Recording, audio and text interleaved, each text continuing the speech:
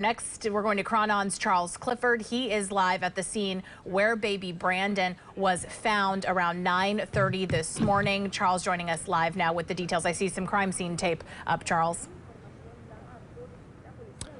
Yeah, this is very much an active scene. So right now I'm standing along Mather Drive at Jackson. This is right across Jackson from Regional Medical Center.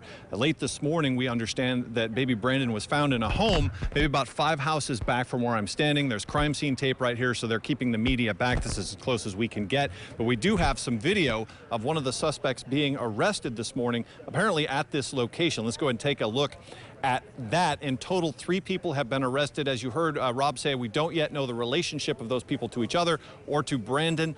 We know at least 1 arrest happened here. We don't know where the other 2 arrests may have occurred, or if it was men or women, or who exactly was arrested. We're hoping to get that information later on. Now, here at the scene, very active scene. You've got a lot of San Jose Police Department investigators here.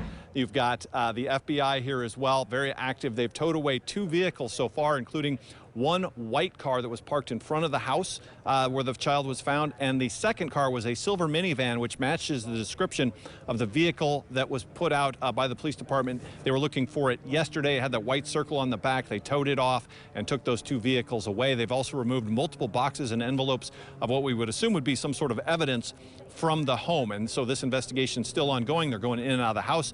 They're kind of keeping folks out of the area as they work. We don't know exactly how long they're going to be here continuing this investigation. I did have an officer tell me off camera a short time ago that they don't expect to be here all too much longer, but it's ongoing. We don't know for sure. Now, if you're in the area, keep in mind that Mather's going to be closed down for a while. You can still get through on Jackson normally. Just be aware there could be some delays or some disruption in the area if you're driving through.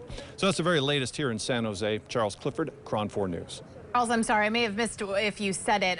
Earlier today, they weren't really clarifying whether or not the baby was found inside a home or maybe inside a vehicle out there. Do you have any indication? Was the baby actually found inside a home or in a vehicle? So the police department has not spoken to us at this location. They haven't clarified. The van, if I can kind of show you here, the van was parked right there. Right in front of that patrol car was parked right there. They towed it away maybe an hour ago. The home is back here, maybe about 5 or 6 houses. I would think it's unlikely the child was still in the car. The house seems like the more likely location where they would find the baby. But again, we don't know that for sure. They haven't told us at the scene. We're not expecting any updates from police here at this location. They have promised to put out a press release with some further detail at some point, hopefully today, and we'll get some more specific details on what's happening here then. Noelle? Charles, thank you for that live report again.